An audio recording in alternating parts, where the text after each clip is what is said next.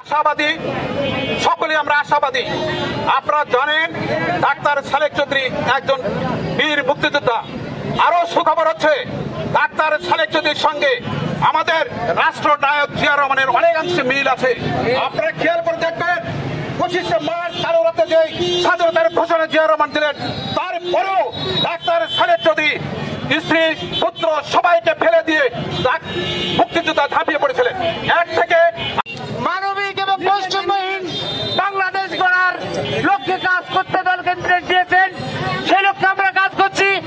আজকে থেকে আপনাদের কাজ হবে নিজ নিজ ইউনিয়নে গিয়ে আপনারা যেগুলো হাট বাজার মোড় গ্রাম পাবেন সবগুলোতে ৩০তম সম্মানিত লিফলেট বিতরণ করবেন এবং জনগণের কাছে ধানের শীষের পক্ষে ভোট চাইবেন। পরিশেষে আজকের এই স্বল্প নোটিশে আপনারা এসে নামাতপুর থানা বিএনপি সংগ্রামী সভাপতি বারবার তিনবারের এমপি জনাব ডক্টর মোহাম্মদ সালেক চৌধুরী গতকালকে আমাদের সঙ্গে কথা বলেছেন বিএনপির ভারপ্রাপ্ত চেয়ারম্যান জনাব তারেক রহমান এবং স্থায়ী কমিটির সদস্যরা ডাক্তার